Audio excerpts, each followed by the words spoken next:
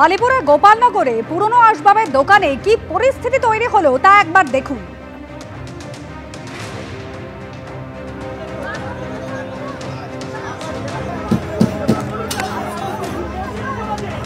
ধুন্ধুমার পরিস্থিতি। সামান্য জিনিস কিনতে এসেছিলেন, দরদাম নিয়ে ঝামেলা এবং তারপর এভাবেই দোকানের মধ্যে ভাঙচুর করা হয়েছে।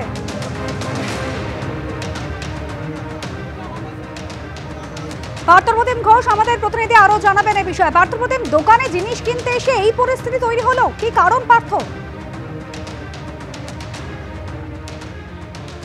দেখো একেবারে দেখো, এবং এই মুহূর্তে ছবিটা দেখাবো তোমাকে আবারও, যে বিশাল সংখ্যায় পুলিশের বাহিনী, সেই বাহিনী নিয়ে আসা হয়েছে এবং যে গোপালনগর মোড়, সেই গোপালনগর মোড়ের ভেতর দিকে ছবিটা, যে জায়গায় যেটা অভিযোগ যে একেবারে সমস্ত যে আসবাবপত্র জিনিস ছিল সব একটা লণ্ডভণ্ড অবস্থায় পড়ে রয়েছে। এখানে পুরনো নানা আসবাবপত্র সেই সবটা বিক্রি হতো এবং সে বিষয়ে অভিযোগ সেটা হচ্ছে আজকে দুপুরে কিছুক্ষণ আগেই কয়েকজন আসেন কিছু জিনিস নেওয়ার জন্য এবং সেটাকে পরবর্তীকালে তাদের সঙ্গে গণ্ডগোল হয় সেই কেনাকে কেন্দ্র করে। এবং এরপর যেটা অভিযোগ, এই যে চেতলা এলাকা থেকে বেশ কিছু লোক তারা চলে আসেন এবং এসে কিন্তু এই যে জায়গা রয়েছে এখানে এসে সমস্ত জায়গায় ভাঙচুর চালিয়েছে এবং রাস্তা অবরোধ হয়। কিছুক্ষণ আগে পুলিশ তাদেরকে, অভিযুক্তদেরকে গ্রেপ্তার করবে এই আশ্বাস দেয় এবং তারপর কিন্তু সেই অবরোধ সেটা তোলা হয়েছে। আমার সহকর্মী অতনু কুণ্ডুকে দেখাতে পারো সামনের দিকে যে ছবিটা, সেখানে স্থানীয়রা জানাচ্ছে যে বিষয়টা বিভিন্ন জিনিসপত্রের পাশাপাশি একেবারে এই জায়গায় যে গাড়ি ছিল মোটর বাইক, সেই মোটর বাইকেও ভাঙচুর করা হয়েছে। আপনারা তখন ছিলেন নাকি?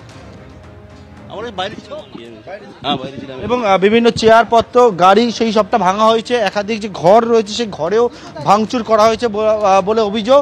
এবং বিশাল সংখ্যায় পুলিশের বাহিনী, সেই বাহিনী বর্তমানে এসছেন এবং স্থানীয়দের সঙ্গে কথা বলছেন এবং অভিযুক্তদেরকে দ্রুত গ্রেপ্তার করা হবে সেই আশ্বাস পুলিশ দেওয়াতে রাস্তা অবরোধ ছিল, সেই অবরোধ তারা তুলে নিয়েছেন বর্তমানে। ধন্যবাদ পার্থপ্রতিম। সাধারণ মানুষের ভয় ধরিয়ে দেওয়ার মতন তথ্য। আপনার ওষুধ জাল নয় তো? কারণ দেশ জুড়ে ভেজাল ওষুধের রমরমা কারবার চলছে। গত এক বছরে দেশ জুড়ে ফেল করেছে 976টি ওষুধ। কেন্দ্রীয় ড্রাগ কন্ট্রোলের যে টেস্ট, তাতে ফেল করা ওষুধের 32% এই রাজ্যে। স্যালাইন থেকে ইনজেকশন, ভ্যাকসিন, প্যারাসিটামল, ফেল নামি দামি ব্র্যান্ডের বহু ওষুধ। পশ্চিমবঙ্গের বিভিন্ন জায়গা থেকে সংগৃহীত ওষুধের 312টি নমুনাই ফেল করেছে। এমনকি কেন্দ্রীয় ড্রাগ কন্ট্রোলের পরীক্ষায় ফেল এনআরএসএস স্টোরে থাকা পালমোসিল ইনজেকশন।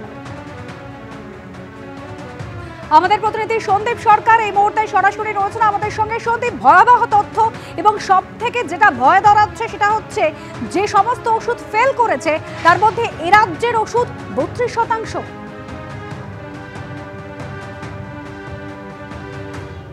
একেবারেই তাই, প্রায় হাজারের কাছাকাছি ওষুধ গত এক বছরে, আমরা যদি তালিকা দেখি গত বছরের মার্চ মাস থেকে এবছরের ফেব্রুয়ারি পর্যন্ত এই 12 মাসে প্রায় 1000-এর কাছাকাছি ওষুধ সারা দেশে পাস করতে পারলো না।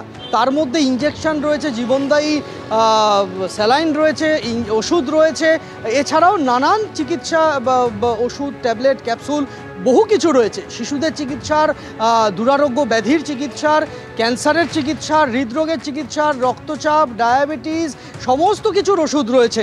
কি নেই এই তালিকাতে?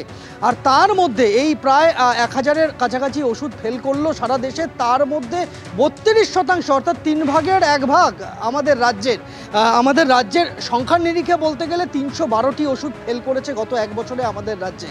ফলে এই জায়গায় দাঁড়িয়ে স্বাভাবিকভাবেই কিন্তু সংখ্যার জায়গাটা থাকছে যে ওষুধগুলো সময়ে সময়ে ফেল করেছে সেই ওষুধগুলো বাজার থেকে তুলে নেওয়া হয়েছে কি আদৌ? যদি হয়ে থাকে তাহলে সে সম্পর্কে বিস্তারিত তথ্য সংশ্লিষ্ট দফতরের কাছে আছে তো? কেননা আমরা দেখেছি যে শুধুমাত্র জানুয়ারি মাসে যে ওষুধগুলো ফেল করেছে বলে ফেব্রুয়ারিতে তালিকা প্রকাশ করা হলো, সেই তালিকা অনুযায়ী সেই ওষুধ যাতে ব্যবহৃত না হয় তার জন্য স্বাস্থ্য দপ্তর নড়ে চড়ে বসলো খবর হওয়ার পর। কিন্তু তার আগেও তো হয়েছে এরকম, সেক্ষেত্রে কি পদক্ষেপ হয়েছে, সেক্ষেত্রে স্টেট ড্রাগ কন্ট্রোল কী ব্যবস্থা নিয়েছে, সে বিষয়ে কিন্তু এখনও পর্যন্ত কোনো বক্তব্য পাওয়া যায়নি। আমরা শুধু দেখলাম যে জানুয়ারি মাসে আমাদের রাজ্যে এবং অন্যান্য রাজ্যে যে ওষুধগুলো পাশ করতে পারলো না গুণমান যাচাইয়ের পরীক্ষায়, তাদের বিরুদ্ধে পদক্ষেপ করলো রাজ্য সরকার, তাদের বিরুদ্ধে পদক্ষেপ করলো আমাদের রাজ্যের ড্রাগ কন্ট্রোল বিভাগ, এবং নির্দেশ দেওয়া হলো যে কোনো হাসপাতালে, সরকারি হোক কি বেসরকারি হাসপাতাল, কোথাও এই ব্যাচের ওষুধ থেকে থাকলে তা আর ব্যবহার করা যাবে না। খুচরো দোকান, পাইকারি দোকান, স্টকিস্ট, ওষুধের ব্যবসার সঙ্গে যারা যুক্ত রয়েছেন তাদের ঘরে এই ব্যাচের ওষুধ থাকলে বা ফেল করা ওষুধ যদি তাদের সেই ব্যাচ নাম্বারের তাদের ঘরে থেকে থাকে, বিক্রি করা যাবে না, কেনা যাবে না, এবং কে ফেল করেছে সেই তালিকা টাঙিয়ে রাখতে হবে প্রত্যেকটি জায়গাতে, মানুষজন যাতে দেখতে পারেন, জানতে পারেন। কিন্তু তার আগে যারা ফেল করলো তাদের ক্ষেত্রে কি হবে, এর ব্যাখ্যা কিন্তু এখনো পর্যন্ত মেলেনি। অনুসুয়া, একেবারে সন্দীপ সঙ্গে থাকো।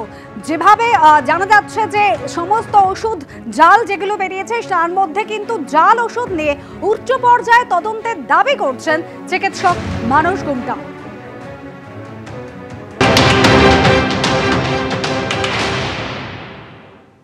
দেখুন, এটা তো একটা ভয়ঙ্কর পরিস্থিতি, এবং শুধু ভয়ঙ্কর নয়, বিপজ্জনক পরিস্থিতি। মানুষের জীবন নিয়ে এরকম খেলা করা যায় নাকি? এখনো পর্যন্ত গত এক বছরে যদি এটাই হয়, এই তথ্যই হয় যে সারা ভারতবর্ষে প্রায় 1000টা ওষুধ তার পরীক্ষার গুণমানে পরীক্ষাতে গুণমান পাস করতে পারেনি, এবং তার মধ্যে কার্যত 400 ওষুধ মানে 33% ওষুধ হচ্ছে শুধু পশ্চিমবঙ্গের। তার মানে তো আমরা, আমাদের রাজ্যের মানুষ ভেজাল ওষুধ, জাল ওষুধের ডিপোতে পরিণত হয়েছে।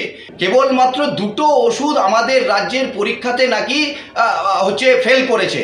তার মানে তো এখানেও একটা রহস্য আছে। একদম বিপজ্জনক খাদের কিনারায় দাঁড়িয়ে পড়েছে, এবং এর জন্য যদি কোথাও কোনো ব্যবস্থা না নেওয়া হয় তাহলে কিন্তু ভয়ঙ্কর পরিস্থিতি আমাদের রাজ্যে তৈরি হবে বলেই আমাদের ধারণা। ফলে উচ্চ পর্যায়ের তদন্ত অবিলম্বে হওয়া উচিত। কোথায় কত ভেজাল ওষুধ আছে, কোথায় কত জাল ওষুধ আছে, কেন এরকম পরিস্থিতি আমাদের রাজ্যে তৈরি হলো, তার সব প্রশ্নের উত্তর কিন্তু স্বাস্থ্য দপ্তরকে দিতে হবে। সন্দীপ সরকার আমাদের প্রতিনিধি রয়েছেন আমাদের সঙ্গে। সন্দীপ, সত্যি বিপজ্জনক পরিস্থিতি। গত বছর মার্চ থেকে ফেব্রুয়ারি পর্যন্ত যে টেস্ট এলো, বেশ কয়েকটি জাল ওষুধ সামনে এলো, তাদের সবাইকে ব্যান করে দেওয়া হলো রাজ্যের তরফ থেকে। তুমি তদন্তের কথা বলছিলে, কিন্তু সত্যি যথাযথ তদন্ত করে পদক্ষেপ না করা হলে এই জাল ওষুধের রমরমা কারবার কি বন্ধ করা সম্ভব?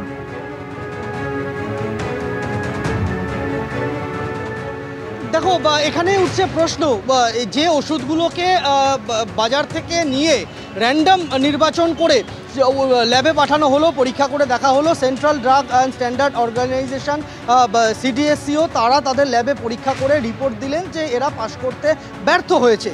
সেই ওষুধগুলোর মধ্যে যে শুধু খুচরো দোকান থেকে নেওয়া ওষুধ বা মার্কেট থেকে নেওয়া ওষুধ রয়েছে এমনটা নয়, তার মধ্যে আমরা দেখতে পাচ্ছি যে সেপ্টেম্বর মাস 2024-এর সেপ্টেম্বর, অর্থাৎ গত বছরের সেপ্টেম্বর মাসে NRS মেডিকেল কলেজ থেকে যাওয়া ওষুধের নমুনাও কিন্তু ফেল করেছে। কেন সেই নমুনা ফেল করলো, কোন ওষুধের নমুনা ফেল করলো, যেটা CDSCO রিপোর্টে রয়েছে যে সেখানে যে ইঞ্জেকশনের ভায়াল তারা পরীক্ষা করেছেন, সেই ইঞ্জেকশনটি ব্যবহার করা হয় হৃদযন্ত্রের সমস্যায় আক্রান্ত এবং ফুসফুসের সমস্যায় আক্রান্ত রোগীদের চিকিৎসার জন্য। কি চিকিৎসা? যা রোগীদের রক্তচাপ কমাতে সহায়তা করে, সেই রকম একটা ইঞ্জেকশন। সেই ইঞ্জেকশনটি সম্পর্কে কি রিপোর্ট দিলেন কেন্দ্রীয় ড্রাগ কন্ট্রোলের আধিকারিকরা? তারা রিপোর্ট দিলেন যে ওই ইঞ্জেকশনের ভায়াল, যার মধ্যে ওই ইঞ্জেকশনের তরলটি রয়েছে, তার যে মোড়ক, সেই মোড়ক নকল করা হয়েছে। যে সংস্থার নাম লেখা রয়েছে ওই মোড়কের গায়ে, একটা নামী বহুজাতিক সংস্থার তৈরি ইঞ্জেকশন বলে NRS-এর কাছে সেটা ছিল। কিন্তু ড্রাগ কন্ট্রোলের আধিকারিকদের ওই সংস্থা জানিয়ে দিল যে এই ওষুধটি তাদের নয়, তারা এটা বানাননি। অর্থাৎ তাদের যে ব্র্যান্ড নেম, সেই ব্র্যান্ড নেম জাল করা হয়েছে, তাদের সংস্থার নাম জাল করা হয়েছে। এটা আদপে তাদের ওষুধই নয়, তাদের তৈরি ইঞ্জেকশন নয়। তাহলে কাদের ইঞ্জেকশন? কিভাবে সেটা NRS-এর স্টোরে পৌঁছে গেল? কোনো জবাব কিন্তু নেই। কেন সেই ওষুধটা ফেল করলো? শুধু কি সংস্থার নাম ভারিয়ে এনআরএসে পৌঁছেছিল বলে তাকে বাতিল করা হলো? না, সেই ইঞ্জেকশনটি সম্পর্কে যে রিপোর্ট দেওয়া হয়েছে তাতে লেখা হয়েছে যে তাতে কঠিন পদার্থ ভেসে বেড়াচ্ছে, তাতে সেই ইঞ্জেকশনের যে তরল সেই ওষুধটা বানানোর সময় যে স্টেরিলাইজেশনের নিয়ম মানা উচিত, অর্থাৎ বিশুদ্ধতার যে মাপকাঠি থাকা উচিত সেই বিশুদ্ধতার মাপকাঠি নেই। তার মানে এনআরএস মেডিকেল কলেজ হাসপাতাল থেকে যে ইঞ্জেকশনটি গেল সেন্ট্রাল ড্রাগ কন্ট্রোলের ল্যাবে, পরীক্ষা হলো, ফেল করলো। প্রথম কথা, সেটি যে কোম্পানির মোড়কে ছিল সেই কোম্পানিরই না ওই ইঞ্জেকশন। 2 নম্বর, ওই ইঞ্জেকশনের মধ্যে যে ওষুধটা রয়েছে, তরলটা রয়েছে, সেই তরলটা বিশুদ্ধ নয়, সেই তরলটার মধ্যে কঠিন পদার্থ ভেসে বেড়াচ্ছে।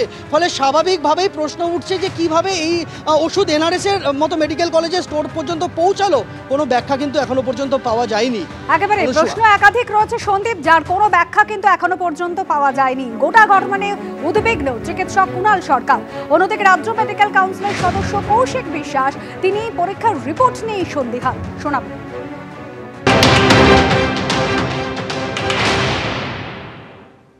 এখন একেবারে সাধারণ মানুষের জীবন নিয়ে ছেলেখেলা করে সেই চুরি ডাকাতির হাপ্তা খাওয়া বিজনেসটা এখন মেডিসিনে চলছে। পকেট মারের সঙ্গে এইরকম কম্পিটিশন করে না, যেরকম আজকে ওষুধের রিটেলের সঙ্গে কম্পিট করছে। আলটিমেটলি জোর হাতে গিয়ে বাবার সময় এলে ইলেকটোরাল বন্ডে পয়সাটা দিয়ে দিও। আমাদের রাজ্য স্টেট ল্যাব অত্যন্ত এফিসিয়েন্সির সঙ্গেই কাজ করে।